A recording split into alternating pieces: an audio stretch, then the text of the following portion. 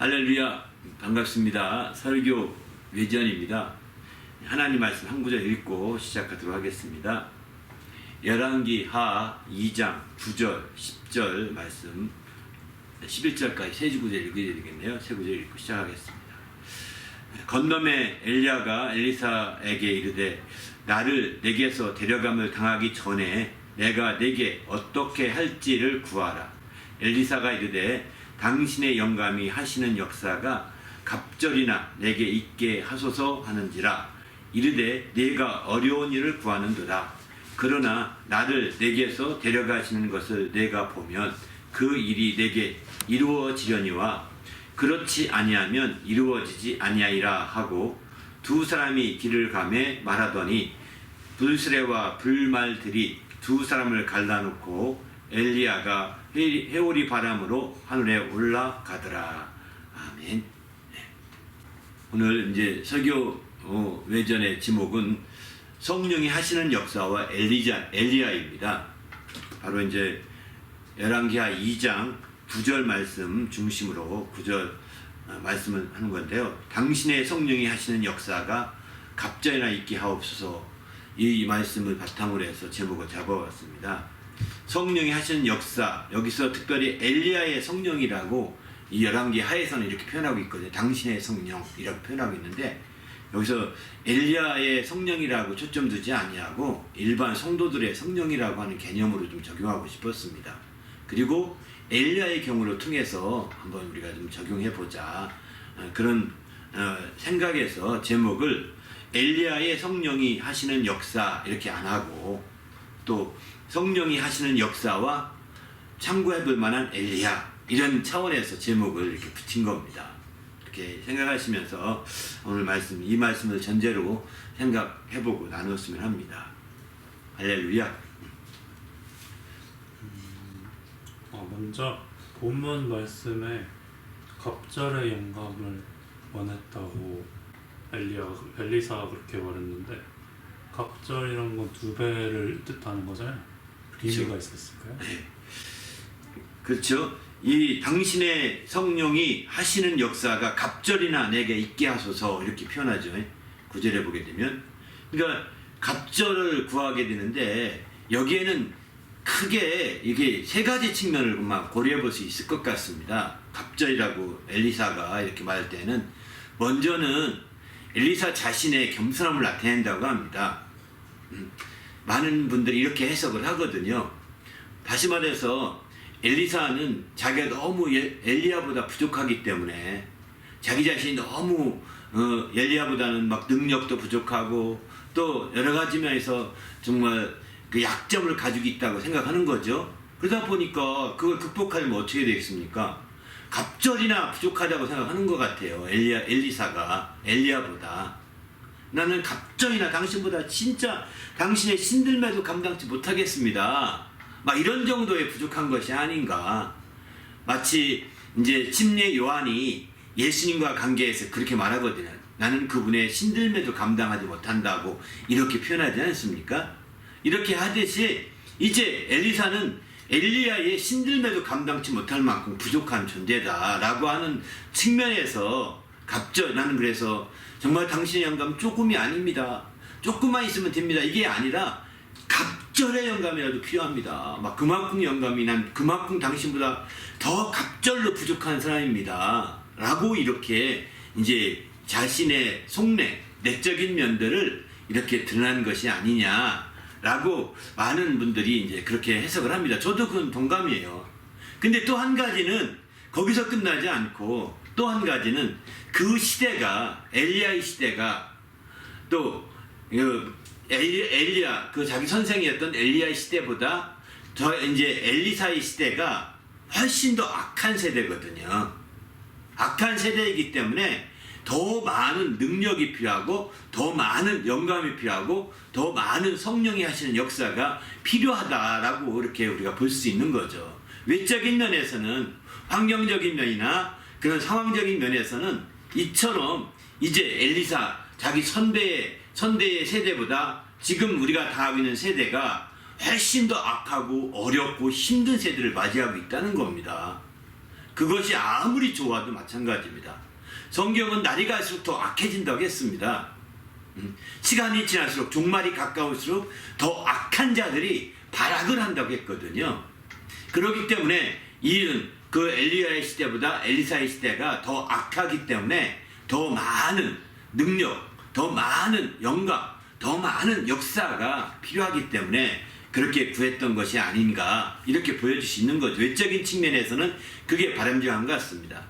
또 한 가지, 마지막 한 가지는 성경적인 면에서 근거를 본다면 이 앞에 두 가지는 성경적인 면보다는 그냥 그 상황적인 면에서 우리가 이해해 보는 거고요.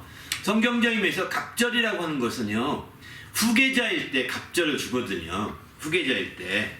그래서 이제 이른다면 장자들에게 후계를 정할 때 장자들에게는 갑절을 주게 됩니다. 신명기 21장 17절 보게 되면 이렇게 말합니다. 반드시 미움을 받은 자의 아들을 장자로 인정하여 자기 소유에게, 그 미움을 받는 자의 아들을 장자로 인정하여 자기의 소유에서 그에게 두 몫을 줄 것이니 그는 자기의 기력이 시작이라 장자의 권리가 그에게 있음이니라 이렇게 말하거든요. 그러니까 장자, 곧 다시 말해서 후계자가죠. 후계자에게는 자기 소유의 두목을 주라는 겁니다. 일반 소유의 두목을 주라는 거예요. 그래서 왜 그렇게 되냐? 그는 정말 그 후계자가 되기 때문이다. 장자의 권리가 그에게 있기 때문이다. 이렇게 얘기하죠. 비록 그 사람이 미움을 받는 자의 아들이라 하더라도 그렇게 해야 된다는 거예요. 자기 부인 가운데 좋아하는 부인이 둘째, 셋째 부인이에요. 근데 첫째 부인은 자기가 미워해. 그래서 가까이도 하지 않아요. 그런데 아들은 첫째 부인을 낳는 아들이 장자야. 그래도 그 미워하는 부인의 아들이라도 갑절을 줘야 된다는 거예요. 두 몫을 줘야 된다는, 갑절이라는 것 두 몫이라고 신명 21장을 말하는 거거든요. 바로 두 몫을 주라고 하는 이런 말씀들 비춰볼 때 엘리사가 엘리야의 그 선생을 모시면서 나중에 그가 갑절을 요구했던 것은 바로 내가 두 몫을 차지해야 됩니다. 왜냐하면 당신의 정말 후계자이기 때문입니다. 라고 말해서 그런 생각 안에서 구한 거 아니겠느냐. 이런 말씀을 성경적인 말씀을 근거로 해서 그렇게 생각하는 사람도 있습니다. 실제로 엘리사는 엘리야의 후계자죠, 사실은. 그래서 그는 갑절의 연금을 구하는 것도 성경적인 면에서 그가 영적인 장자와 같기 때문에 그 엘리사의 모든 사역을 이어받아서 그 펼쳐가기 때문에 그는 갑절의 역사가 나타나게 되죠. 그래서 그런지 모르지만 사실은 엘리야보다 엘리사가 훨씬 더 많은 그 기사라고 그럴까요? 기이한 역사, 기적이라고 그럴까요? 또 이런 이적이라고 그럴까요? 이런 것들이 더 많습니다. 엘리사는 몇 건이 안 없거든요. 근데 엘리야는 몇 건이 없는데 엘리야는 많습니다. 그래서 아마 이 갑절에 그가 엘리야의 모든 것들을 이어받은 사람으로서 이런 역사들도 정말 이렇게 기적과 같은 많은 역사가 이어진 것들을 볼 때도 아마 그렇게 해석하는 것도 또 틀린 것은 아니지 않은가 이런 생각이 듭니다. 그만큼 그래서 엘리사 같은 경우는 당신의 영감의 갑절을 이렇게 구하고 있는 거죠. 또 그 영감이라는 것을 앞서 말씀드린 것처럼 설교 시간에 이미 말씀드린 것처럼 영감을 성령의 그 하시는 역사, 성령이 하시는 역사를 여기서 영감이라고 표현하고 있는 거거든요. 개혁성경은 그것을 영감이라고 표현했고 또 이제 개정판 성경에서는 성령이 하시는 역사라고 이렇게 표현하고 있는데 이 두 가지는 같은 것으로 봐야 될 것 같습니다. 이것을 따로 보지 마시고 영감이라고 말해도 되고 성령의 역사라고 말해도 되고 이렇게 같은 것으로 봐야 될 것 같습니다. 바로 그것은 손바닥에 안과 밖 같은 비유로 이해하면 어떨까 생각이 듭니다. 영감은 알다시피 손바닥 안처럼 안에 자기가 속 내면적인 측면에서 바라보는 거고요. 반면에 성령이 하시는 역사라는 것은 손에 손등과 같은 역할. 그러니까 손등은 잘 보이잖아요. 이렇게 주먹어지면 다 보이지 않습니까? 그리고 이렇게 주먹어져서 모든 막 힘을 쓰기도 하고 이렇게 역사하게 되지 않습니까? 그렇게 하듯이 그러나 이렇게 손을 그 힘을 쓰게 된 것은 손바닥 안에 영감이 있기 때문에 이거 영감을 꽉 쥐었기 때문에 가능한 겁니다. 그래서 보이지 않는 내적인 면에서는 영감이라고 표현하고 반면에 보이는 측면에서는 성령이 역사다. 성령이 하시는 역사다. 이렇게 표현할 수가 있는 거죠. 이 두 가지는 여러분이 함께 이해하시면서 손바닥 안과 바깥, 손의 안과 바깥 같다. 이렇게 이해하시면 가장 좋을 것 같습니다. 그런 차원에서 여러분이 이해하시고 또 한 가지만 앞서서도 설교에 잠깐 2부입회 때 말씀드린 1부입회 때 말씀 안 드렸는데 바로 이 말씀도 있죠. 이제 그 역대상에 보게 되면 28장 12절 보게 되면은 이제 개정판 성경에서는 영감으로 모든 것을 받았다. 성경에 대해서 영감으로 받았다고 이렇게 말하거든요. 그런데 개역 성경에서는 거꾸로 이제 영감으로 받은 것을 성령이 가르치셔서 받은 것이다. 이렇게 말하고 있습니다. 성신이 가르쳐서 받은 것이라고. 바로 성전의 모든 구조나 모든 씻는 식양들이 다 성신이 가르쳐서 된 거라는 거예요. 근데 한글 개역 성경은 그렇게 번역했는데 오늘 우리가 사용하는 한글 개역 개정판 성경에서는 영감으로 받은 것이다 이렇게 말하고 있어요. 거꾸로죠. 오늘 엘리야가 말한 이 엘사가 말한 당신의 성령의 하시는 역사 또 당신의 영감 이것과 반대죠.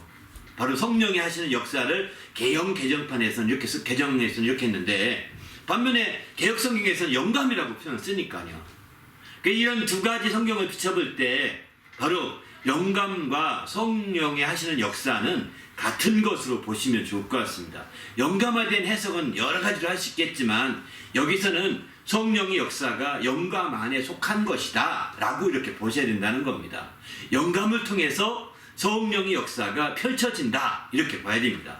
영감은 보이지 않는 거잖아요. 그러나 성령 역사는 보이는 것이니까 영감이 바로 보이지 않는데 뿌리를 두고 보이는 것들이 드러나는 거잖아요. 그러니까 보이지 않는 것이 뿌리와 같은 역할인 거죠.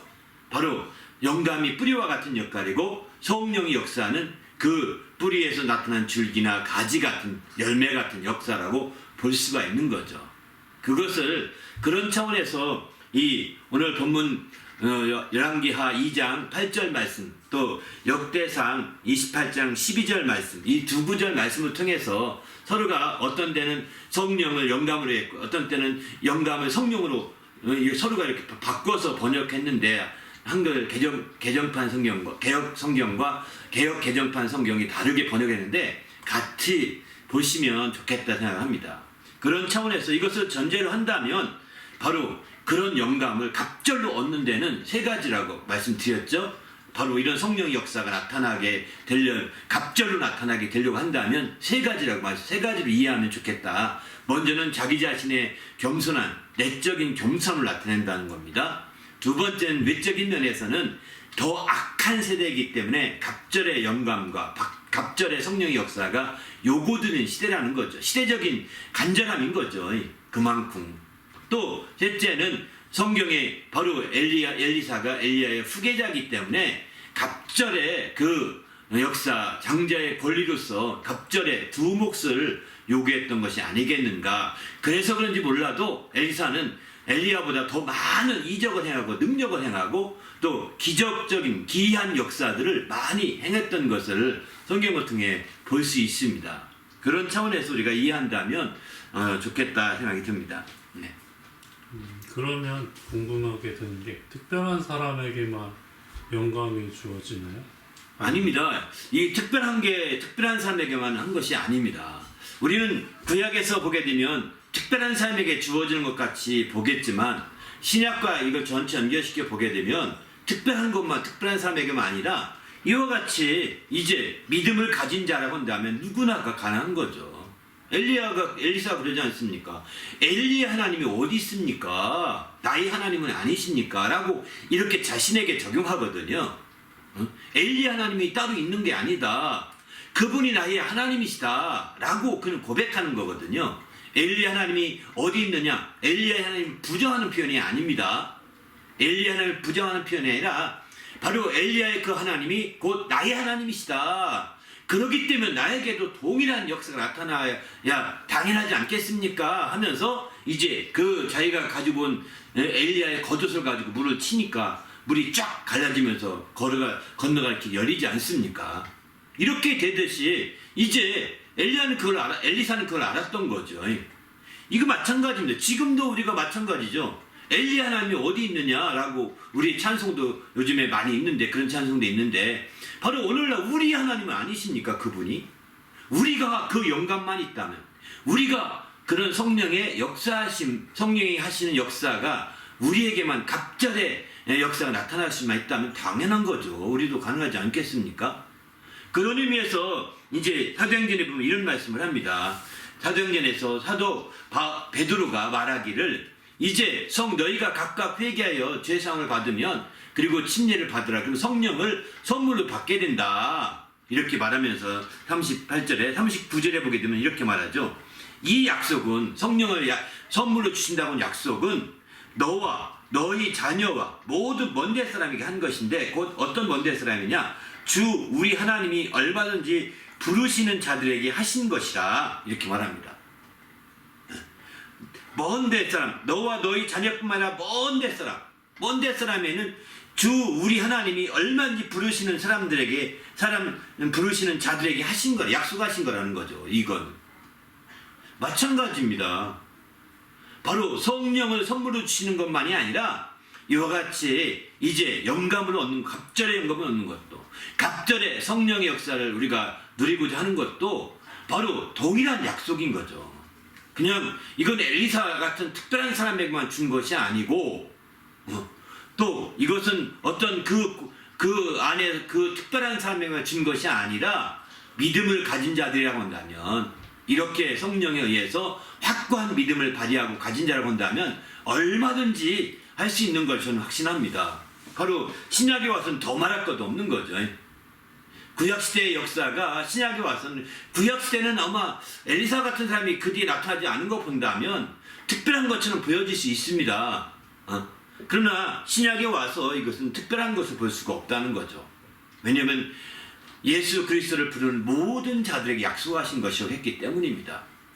바로 우리들에게도, 이방인들인 우리 믿는 자들에게도 동일하게 약속하신 것이기 때문에, 바로 성령을 선물로 주시니까 그 성령이 하신 역사가 안 주시겠어요? 그 영감을 안 주시겠어요?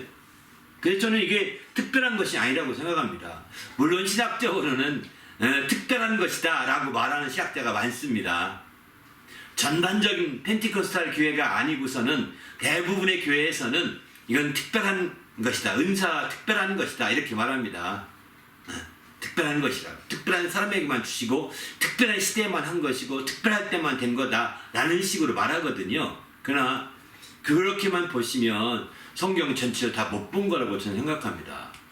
바로 그러면 펜테코스탈 운동이 나타나지 않았어야 되는데 왜 지금 펜테코스탈 운동이 나타났으며, 그리고 그 운동이 100년 내외밖에 안 됐는데 전 세계에서 가장 놀라운 부흥의 역사가 나타나는 그런 개신교가 되고 있거든요.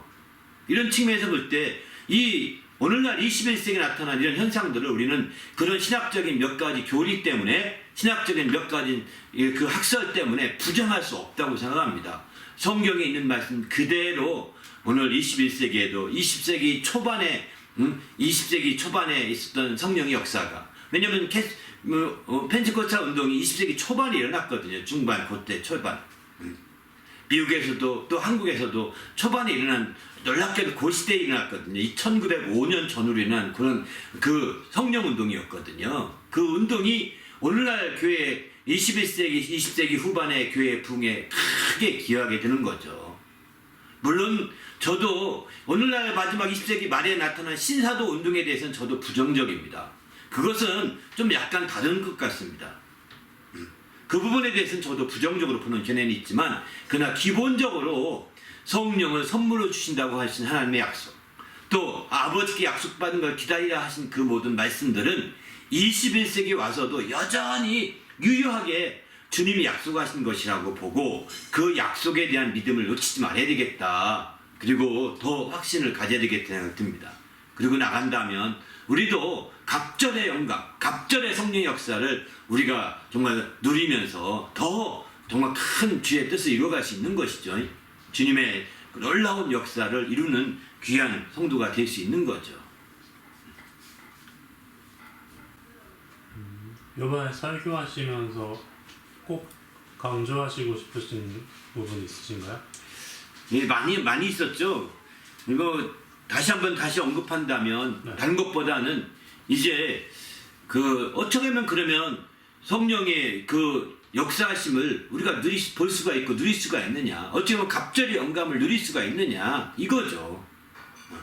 이 부분은 더 강조하고 싶어요. 이 부분에 대해서는 정말 강조하고 그 전에 제가 설교를 많이 안 했었는데 이 부분에 대해서는 이번 설교 준비하면서 더 특별히 강조해야 되겠다 생각했던 부분 중에 하나이거든요. 그건 뭐냐면 집중해야 된다는 겁니다. 우리가요, 신앙생활을 하다 보면 집중을 흐트리는 게 굉장히 많습니다. 정말 성경을 보고 말씀대로 살고자 하다가 거기서 그 방향으로 못 나가도록, 앞에 있는 걸 잡으려고 막 달려가는데 그걸 잡으려고 달려가지 못하도록 방해하는 게 한두 가지가 아닙니다.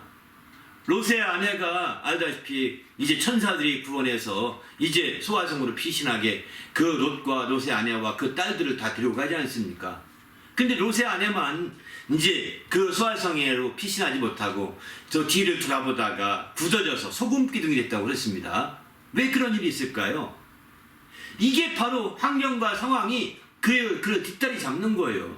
초점을 놓치게 만드는 거예요.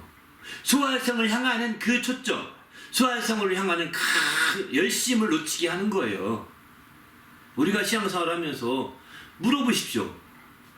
예수 믿는 게 중요하죠? 네. 정말 순교하는 게 더 좋죠? 네. 또 정말 예수 믿으면 행복하죠? 네. 다 네네 했습니다. 그런데 네네한 이 사람들이 뭐 하는지 아세요? 조금 재밌는 거 있으면 거기에 빠져가지고 그거 보느라고 성경 안 보고, 그거 보느라고 기도 안 하고, 그거 빼줘서 주의 뜻대로 안 살아요. 그 사람은 정말 세상 책은 24시간 봐도 성경은 24분도 못 봐요. 그러니 그 사람이 말한 게 맞는 걸까요? 아니라고 저는 생각합니다. 마지못해 오래 다녔으니까 그래야 되니까 그래야 된다 생각해서 말은 네네 했을지 모르지만 실제는 아니거든요. 이게 다 뭘까요? 초점을 놓쳤다는 겁니다. 집중하지 못했다는 겁니다. 바로 성령의 역사를 보려면 집중해야 되거든요. 성령의 영감을 우리가 소유하고자 한다면 몰두해야 되거든요. 이것저것 눈치 보고 이것저것 살펴보고 이 재미 저 재미 다 살펴보고서 할 수가 없는 거예요. 심지어 주님은 그래서 부모도 버리고 자식도 버리고 처자식도 버리고 형제나 자매나 심지어 전토까지 다 버리고나 쫓아오라고 말씀하시거든요. 이게 뭔지 아시겠습니까? 버리기만 하면 해결되는 게 아닙니다. 그것보다 먼저 주님께 초점을 두라는 거죠. 그거 버리기만 하고 쫓아온 사람이 있었어요. 아나니와 삽비라 같은 사람이 있죠. 아나니와 삽비라도 정말 그런 마음에서 집도 팔았고 버릴 마음으로 다 팔았는데 초점을 놓쳐버렸어요.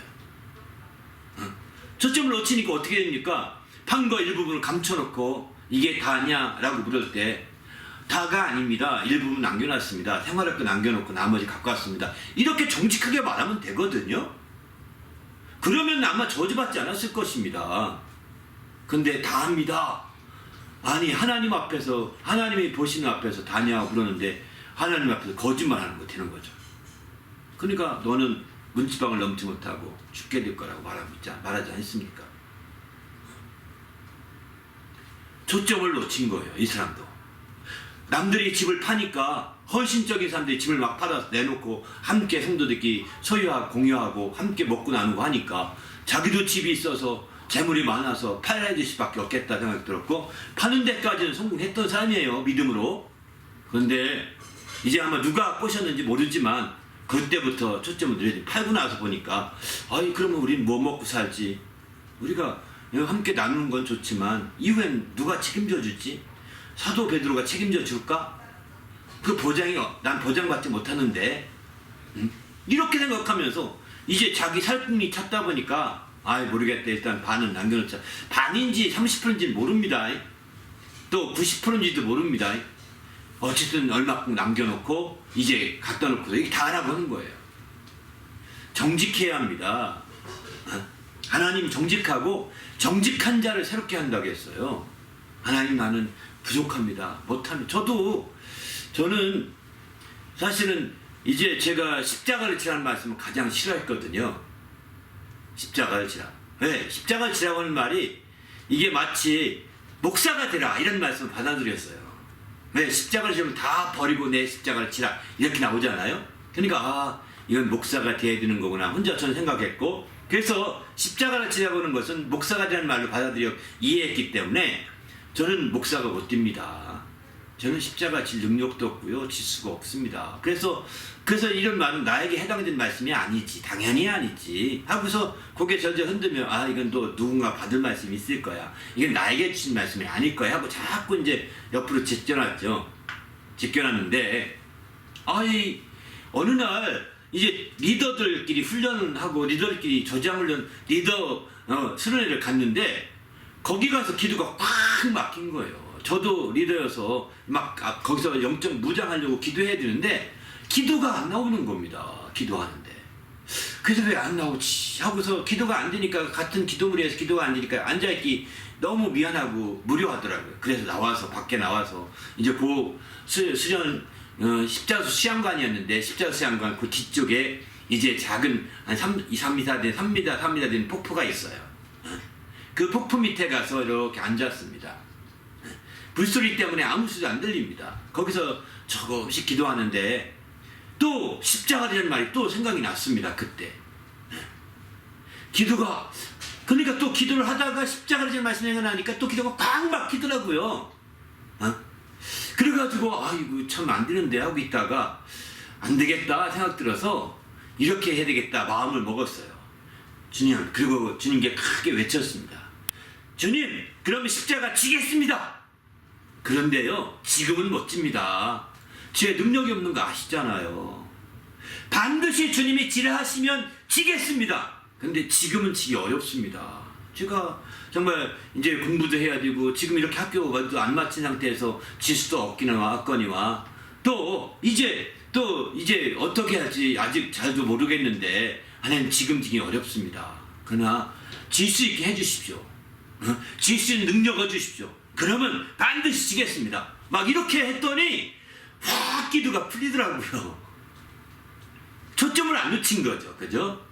초점을 놓치지 말아야 되는 거죠. 초점을 놓치고 하나님 말씀이 다 나에게 적용되는 거지, 이 말씀은 저 사람에게 적용되고 이 말씀은 저 사람에게 적용되고 이 말씀은 저 사람에게 적용되고 이 말씀은 이 사람에게 적용되고 이렇게 할 수 없다는 겁니다. 하나님 말씀은 모든 말씀이 나에게 적용되고 내게 부딪혀온 말씀 가지고 때로는 책망받고 때로는 그 말씀으로 바르게 되기도 하고 때로는 그 말씀으로 내가 온전히 의로 교육받기도 하는 거거든요. 이렇게 돼야 되는데 이거는 나와 해당되는 게 아닌 거야. 이거 내가 미리 다 끌어놔. 이렇게 되면 성경이 나에게 해당되는 성경이 없을 수 있어요. 말씀이. 그러니까 어떻게 될까요? 시장적으로 사는 거죠. 성경 읽어도 건일고요. 이게 바로 초점을 놓쳐버렸다는 뜻입니다.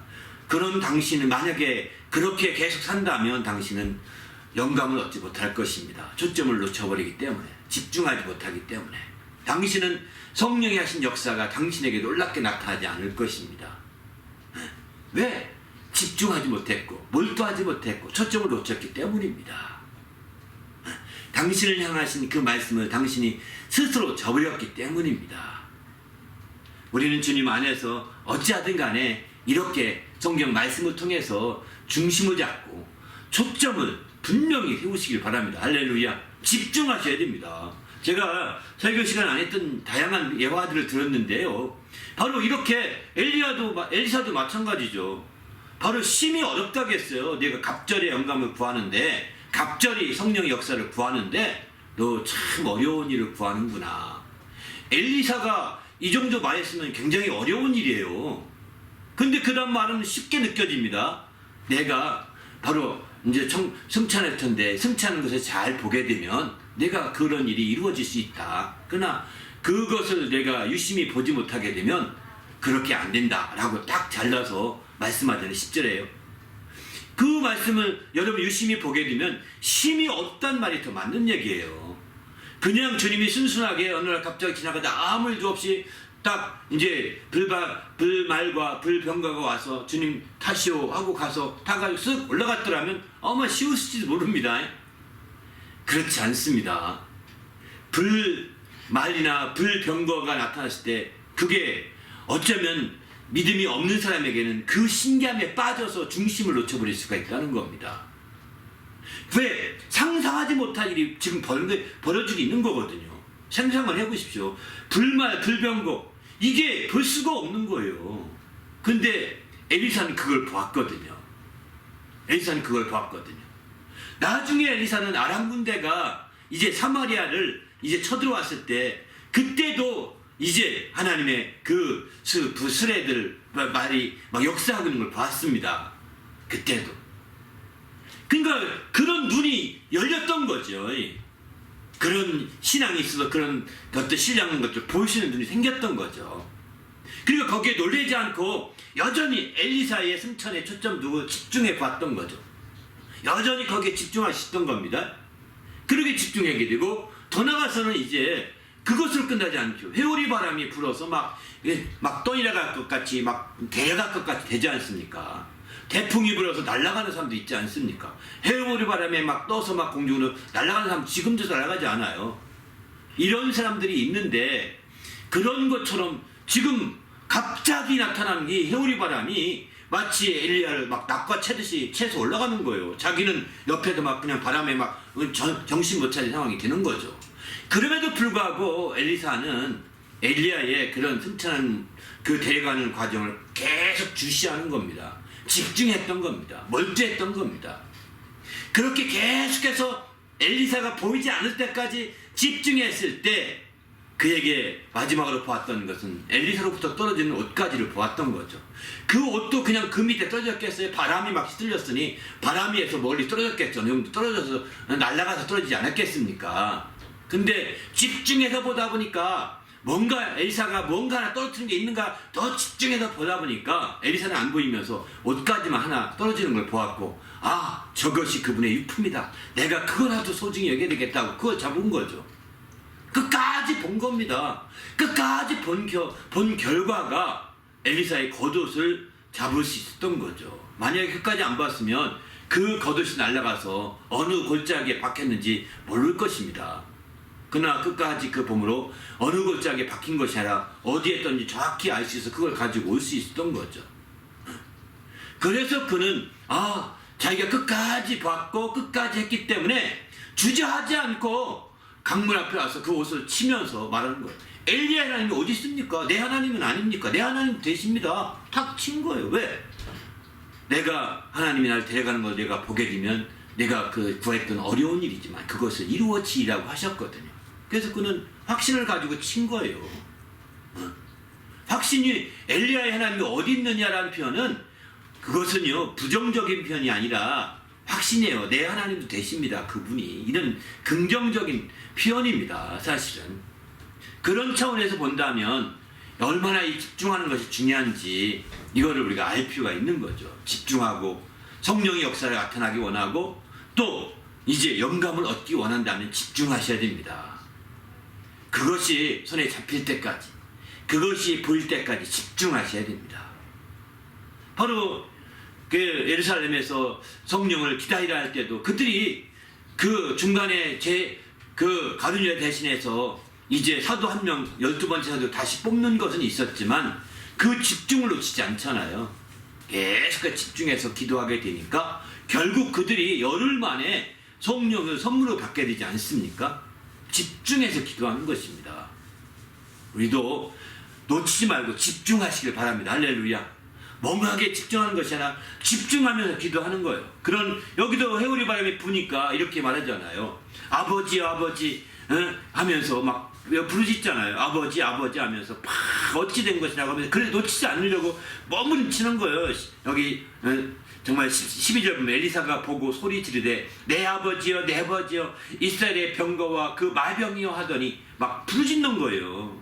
다시 보이지 아니하는지라 하면서 엘리사가 자기 옷을 막 찢으면서 막 이렇게 집중하지 않습니까? 13절 보면은 자기 옷을 찢었다고 그럽니다. 12절 하반절을 보게 되면 엘리사가 자기 옷을 잡아 둘로 찢고 이렇게 표현하죠. 막 그렇게 하면서 내 아버지여 내 아버지여 이스라엘의 병거와 그 마병이 하면서 저를 불쌍히 여겨주시고 저에게 갑절을 하면 주시옵소서. 이 말은 안 나왔지만 이렇게 부르짖었을 것입니다. 집중하면서 그 회오리 바람 가운데서도 제가 시간이 없어서 이 12절 13절 말씀을 사실 더 깊이 설명할 수 없었지만은 이만큼 집중하는 겁니다. 더구나 거기다가 그것도 안 되는 것 같으니까 막 여전히 해오리가 엄청나게 세니까 자기 옷을 찢으면서 나는 다 해버리면 이 옷이 내일 날아가는 옷을 찢어버리리라. 옷이 막 날개까지 날아가는 거잖아요. 옷을 찢어버렸어요. 그러니까 날아갈 것도 없는 거죠. 맨살밖에 없으니까. 옷이 있으면 우리 날개가 막 펄렁펄렁해서 날아가고 이렇게 될 텐데 옷을 찢어버린 거예요. 날아가지 않게 하려고 집중하려고 했던 겁니다. 우리가 집중만 한다면 정말 놀라운 일이 벌어질 것입니다. 이렇게 집중하지 않고 좀 세상의 작은 일에 정말 매이는 거예요. 자기 자식에게 매이고 가족에게 매이고 직장에 매이고 또 뭐라고 할까요? 세상에 매이고 세상의 재미에 매이고 이런 것들에 대매여서 집중하다가 다 관심을 놓쳐버리는 거예요. 초점을 놓쳐버리는 거예요. 이런 자들은 실제로 이렇게 정말 성령의 역사를 갑절의 역사를 얻기가 힘든 거죠. 갑절의 영감을 누리기가 힘든 겁니다. 우리도 주님 안에서 성령의 역사가 정말 이렇게 놀라운 역사가 이어질 수 있길 바랍니다. 집중하셔야 됩니다. 몰두하셔야 됩니다. 초점을 놓치지 않으셔야 됩니다. 그러면 당신도 이 모든 게 가능합니다. 할렐루야. 바로 당신에게도 얼마든지 약속하신 것이기 때문입니다. 이 약속을 붙들고 집중해서 성령의 역사가 나타나시기를 또 영감을 소유할 수 있기를 예수님의 이름으로 부탁을 드립니다. 할렐루야. 네. 또 초점을 흐린다는 얘기하셨는데 저희들이 구할 때 영감을 구할 때 어느 목적으로 구하느냐에 따라 다르다는 얘기도 되나요? 그렇죠. 그러니까 그 영감을 사람들은 이제 대부분이 하나님의 영감은 하나님 위해 써야 되는 거거든요. 영감 자체가 성령 역사 돈 벌려고 하십니까? 성령 역사로 박사학위 받으려고 하십니까? 성령 역사로 대통령이 되려고 하십니까? 물론 어떤 사람들은 교회 가서 정치해라 가지고 정치질 해서 대통령 되기도 하는 사람도 있더라고요. 어떤 사람들은 또 성령이 그 교회에 가서 막 다른 사람 친구 세계에서 또 후원 받아서 마침내 지원 받아서 이제 교회에서 돈이 지원해주는 교회도 있거든요. 거기서 사업자들 실업자들 키우니까요. 그래서 막 성공하고선 교회를 떠나버린 사람도 있습니다. 물론 당신은 지혜로워서 그렇게 해서 좀 도움 받았을지 모르지만 그거는 하나님 앞에서 마이너스 점수입니다. 교회가 하는 것은요 영감을 얻기 위한 것이고 성령의 역사 나타나게 하기 위한 거죠. 갑절의 성령의 역사, 갑절의 영감. 그것으로요 돈 버는 것이 아닙니다. 그것으로요 명예 얻는 것이 아닙니다. 그것으로 지식 얻는 것이 아닙니다. 그것이 어디에 써야 되냐면 하나님 위해서 재투자가 돼야 되는 거죠. 하나님의 뜻에 재투자가 돼야 되는 거예요. 그 영감으로 하나님의 뜻을 이루려고 하고 그 영감으로 하나님의 말씀을 이루려고 하고 그 영감으로 하나님의 뜻을 이루는 데 초점을 두셔야 되는 거예요. 그런데 그렇게 집중해서 얻은 영감을 가지고 그렇게 집중해서 얻은 그런 정말 성령의 역사를 가지고 그것 가지고서 타락한 사람도 있잖아요. 얼마나 많은 능력사 때 타락했습니까? 그들이 재물을 축적하고 여자들에게 놀아나고 또 이렇게 하는 섹스 스캔들로 다 지금 부끄럽게 된 사람들이 한두 명이 아니거든요. 왜 그런 일이 있습니까? 다 초점을 놓쳐버린 거죠. 그리고 그들이 얻었던 성령의 역사, 갑절의 성령의 역사로 그들이 얻었던 갑절의 영감으로 그렇게 내복되게 쓰는 거예요. 내복되게. 그것을 하나님의 뜻이 있는데 제취자가 돼야 되는데, 하나님 나라의 제취자가 돼야 되는데, 하나님의 말씀을 이루는데 대취자가 돼야 되는데, 선교라든가 전도의 제취자가 돼야 되는데 그렇게 안 하고 그것을 정말 자기의 착복하는 거예요. 이렇게 되는 것을 세상에서 뭐라고 하는지 아십니까? 횡령했다고 하는 거예요. 횡령. 횡령은 죄입니다. 그래서 그분들이 뭐 하는지 아세요? 교회 자판기를 다 세워놓고 이 자판기에 나온 건 다 내 돈이다 하고서 목사가 뒤로 다 빼돌립니다. 비서나 몇 명 시켜가지고 교회 자금으로 안 들어옵니다. 다 별도. 또 교회 설교에서 설교집을 만들었습니다. 설교집 판 돈 다 자기 돈이에요. 자기 돈. 그 목사의 설교를 성도들이 다 사주는 설교집은 이게 공적으로 사용해야 되는데 그거 자체를 자기 돈으로 쓰는 거예요. 이건 내 판권이 있으니까, 내 저작권이니까 내 것이다. 이거 허락 안 받고 쓰면 이제 저작권법 위반이다. 고발하겠다. 막 이럽니다. 세상에. 세상에. 얼마나 횡령하고 있습니까, 당신이. 하나님의 영감을 설교집에 넣어놓고, 하나님의 영감을 그렇게 정말 수피집에 넣어놓고서, 하나님의 영감을 그렇게 신학서적에 넣어놓고서 당신이 횡령하고 있는 거예요. 당신 거라고. 하나님의 영감이면 하나님께로 제취자가 돼야 되는데, 하나님 나라의 제취자요, 하나님의 뜻이 있는데 제취자요, 하나님 말씀을 이루는데 제취자가 돼야 되는데, 그래서 선교하고 전도하는 데 제취자가 돼야 되는데 제취자가 안 됩니다. 횡령하는 거예요. 교회에 있는 것들을 다 자기 것으로 쓱쓱 빼돌리는 거예요. 이게 됩니까? 안 되잖아요. 그래서 사실은 목사가 하늘나라 갔을 때 얼마나 받을 게 있을는지 걱정된다는 분들이 많이 있습니다. 예? 잘못하면 횡령하기 쉽거든요. 잘못하면 목사가 횡령하기 쉽습니다. 그렇게 안 돼야 되는 거죠. 제취자가 돼야 되는 거죠. 결국 그렇게 해서, 그리고 왜 그 큰 교회 목사에서 유독이 자기 아들에게 상속시켜주는지 아십니까? 완벽한 횡령하고 싶어서 그런 겁니다. 아니, 큰 교회 목사가 다른 더 자기보다 훌륭한 목사 데려다가 세우면 그게 더 크고 더 아름답게 됐을 텐데 그렇게 안 하고 못났어도 내 자식이 낫다 이거죠. 그에게 상속시켜주고 싶은 거예요. 후계자로. 작은 교회를 후계에 상속시켜주는 것은 뭐라고 안 합니다. 사람들이. 왜? 작은 교회는 목회하려고 하지 않으니까요. 누구도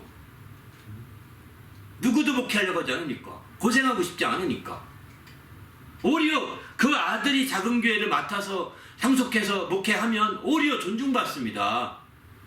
저가 참 어려운 교회를 정말 하려고, 대를 이어서 하려고 몸부림치는구나. 이건 더 헌신이거든요.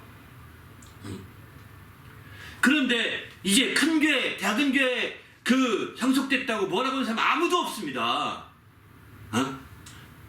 100명 미만의 교회에서 그 다음 세대, 다음 아들이 그걸 교회에 이어받아 했다고 누구도 뭐라고 하지 않습니다. 왜? 상속할 것도 없거든요. 지금 생활하는 것 자체가 어렵거든요. 그렇게 목회해서는. 그런데 1000명, 5000명 되는 교회, 10,000명 되는 넘는 교회들, 초대형 교회들은 상속시켜주려고 몸부림칩니다. 그것이 안 되면 자기 아들들에게 다 교회의 어떤 재정으로 만든 재단 하나씩 만들어서, 또는 아니면 뭐 하나 만들어서, 기업체 하나 만들어 다 사장을 앉혀놓고 다 그런 일 맡겨놓고 자기는 은퇴하고 다른 사람 세웁니다. 말이 됩니까? 다 횡령입니다. 바로 갑절의 영감으로 얻은 모든 것들을 가지고 횡령하고 있는 거예요. 그들은 갑절의 성령 역사를 가지고 횡령하고 있는 거예요. 자기 것으로, 자기 자손 것으로, 그것도 믿음이 없는 자손 것으로 만들어서 거기서 다 먹고 살기 만들어주는 거죠. 아니, 그들이 뭐 했다고? 그들이 한 게 뭔데? 하나님이 갚으실 텐데 바로 그 아버지가 그 책임져 주는 거예요. 그렇게. 세상이 이런 시대입니다. 우리는 정말 하나님 앞에 섰을 때 횡령했던 소리 안 듣도록 정신 바짝 차립시다. 할렐루야. 바로 우리가 갑절의 성령 역사, 갑절의 영감을 얻고자 할 때 그것은요 육신의 것으로 쓰지 말아야 합니다. 그 결과물을 가지고서 육신의 것으로 만족하지 말아야 합니다.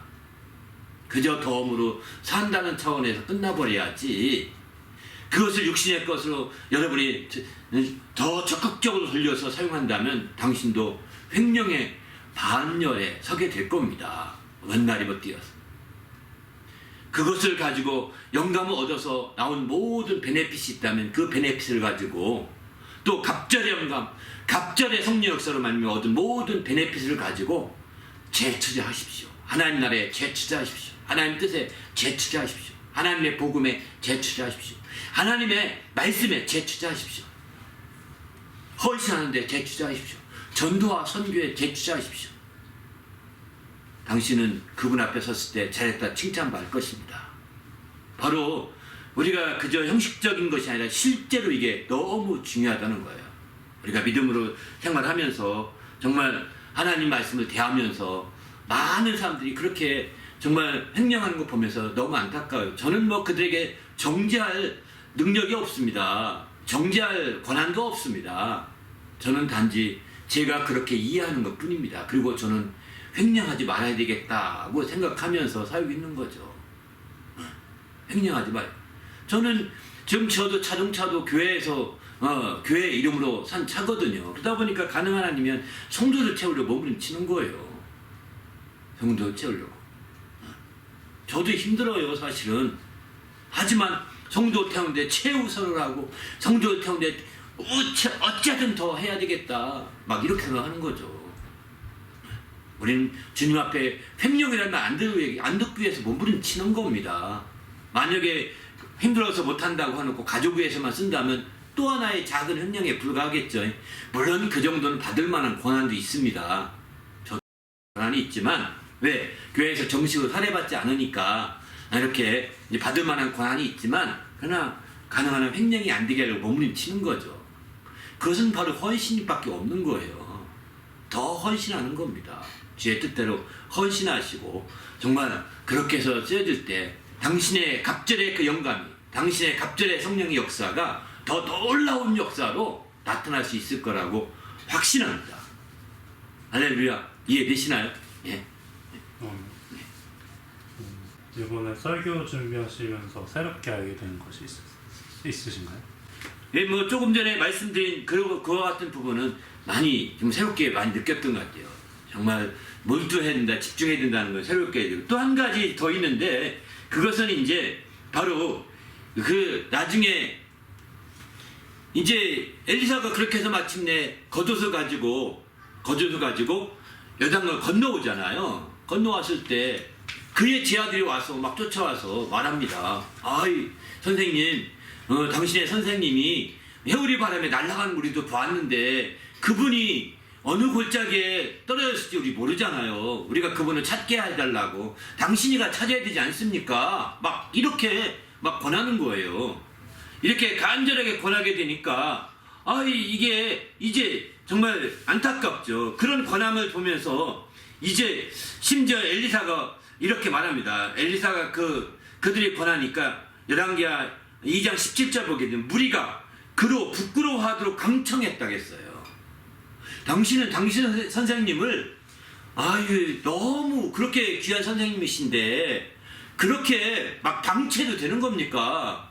그분이 시체가 멀리 정말 저쪽 골짜기 떨어져서, 왜냐면 사람이 상식으로 본다면 바람에 올라가다가 어딘가 떨어지지 않겠습니까? 그죠? 그러니까 떨어져서 죽는 건 뻔하잖아요. 그 시체를 수습해야 되지 않겠습니까? 최소한의 한도로 시체만큼 수습해야 되지 않겠습니까? 이거예요. 막 이렇게 얘기하니까 엘리사를 부끄럽게 하더라는 거예요. 2장 17절 재미는 무리가 얼마나 강조했던지 정말 보내지 말라. 아니다, 갈 필요가 없다. 막 이렇게 16절에 말하니까 바로 이제 그들이 그로 부끄럽게 강청하니까 그럼 보내라. 그럼 보내라. 그래서 50명을 보낸 거. 자기는 안 가면서. 왜? 자기는 알거든. 예수님이 승천하는 걸 봤거든. 불수레 타시고 거기로 쫙 올라가는 거 봤거든요. 끝까지. 예?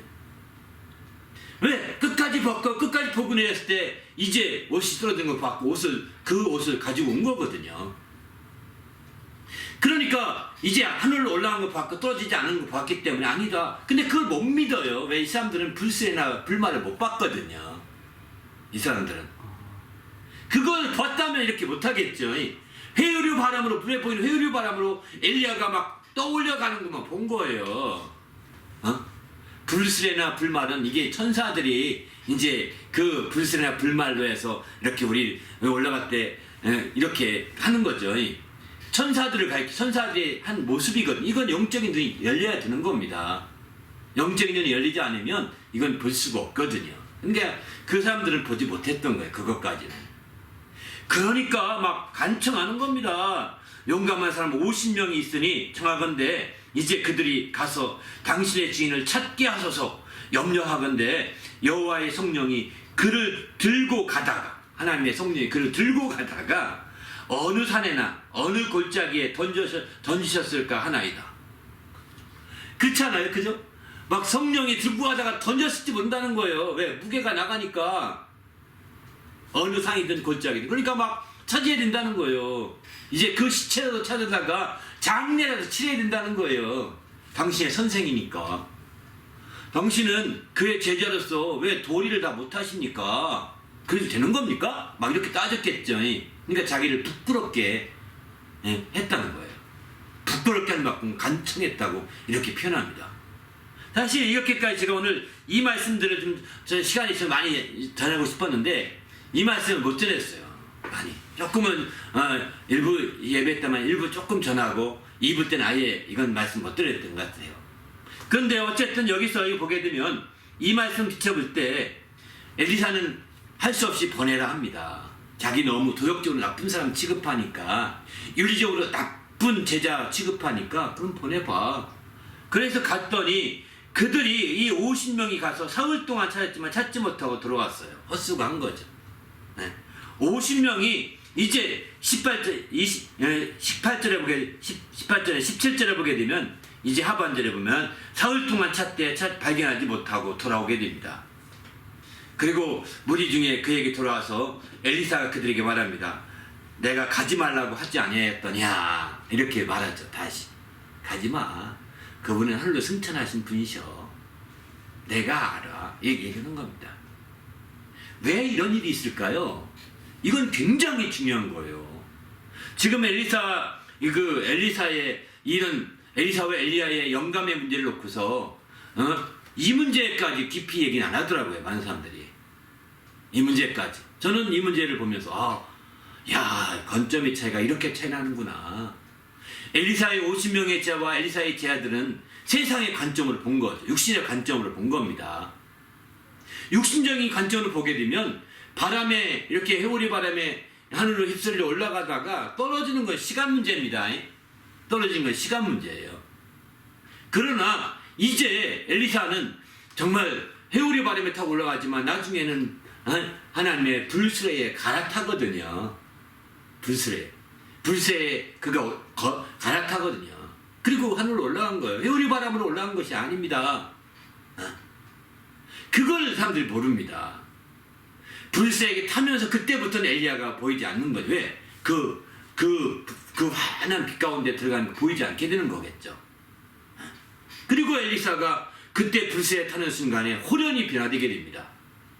호련히 변화되어서 거기는 천사들이 타는 곳이 천사들이 운반하는 곳이기 때문에 호련히 변화되면 탈 수가 없습니다.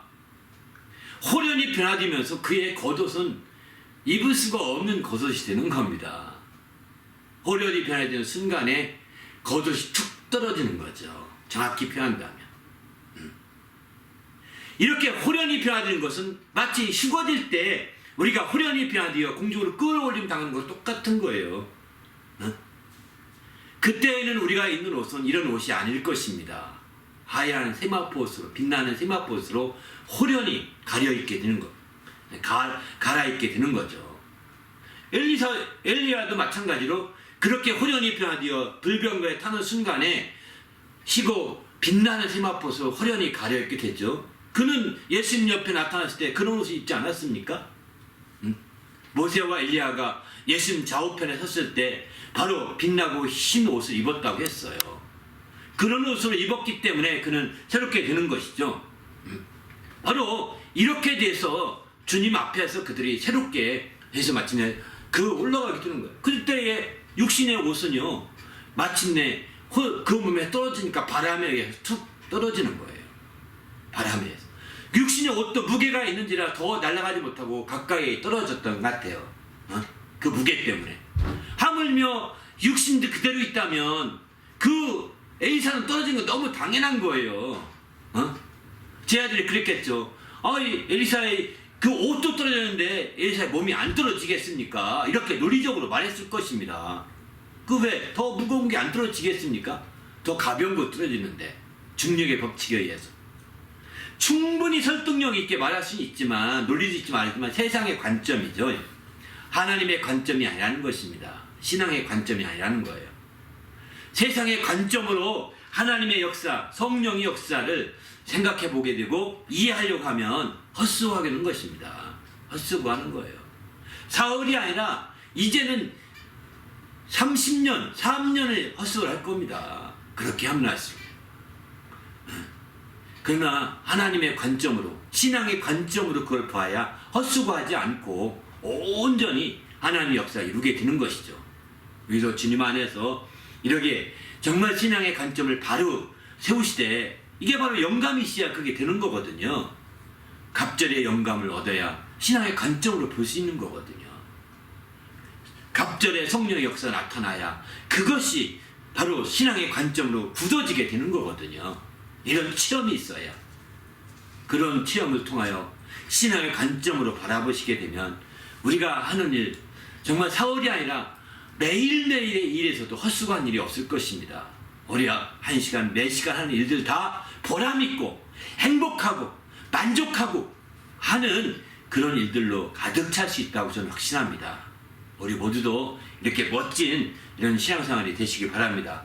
바로 그렇게 될 때 주님 앞에서 더 확실한 하나님의 영광의 역사를 볼 수가 있는 거죠. 우리도 주님 앞에서 귀한 열매 맺으시고 역사를 이루는 성도가 되시기를 예수님의 이름으로 부탁을 드립니다. 할렐루야. 그래서 저는 이 말씀 다시 한번 정말 되새겨보고 싶습니다. 내가 보고 있는 것이 세상의 관점으로 보는 것인지 아니면 하나님의 관점으로 보고 있는 것인지, 내가 바라보고 있는 것, 내가 나의 진로나 나의 미래나 나의 모든 것을 내가 세상의 원리대로 보고 있는 것인지 하나님의 말씀의 원리대로 보고 있는 것인지 여러분이 잘 분별하셔야 합니다. 세상의 원리대로, 세상의 관점으로 여러분 본다면, 특별히 세상 원리 중에서 특별히 과학의 원리대로 본다면 당신은 몇 날이 못해요. 헛수고하고 될 거예요. 애쓴 모든 것들이 다 허둥지둥하고 정말 허무하고 허탄하다고 느낄 수밖에 없을 것입니다. 그러나 이제 하나님의 관점으로 보고 하나님의 말씀의 원리를 따르고 또 하나님의 뜻을 따라서 우리가 그걸 보고 그렇게 해서 담대하게 나간다면 당신은 비록 당신이 한 일이 작은 일이든 큰 일이든 오래 한 일이든 짧게 한 일이든 어떤 일을 하더라도 더 만족하고 더 행복하고 더 정말 보람을 느끼는 놀라운 역사로 나갈 수 있을 것입니다. 저는 엘리사의 제자들처럼 되지 마시고 엘리야처럼 갑절의 영감을 회복해서 또 갑절의 성령 역사를 회복해서 엘리사처럼 이렇게 신앙의 관점으로 나아가는 성도가 되시길 바랍니다. 할렐루야.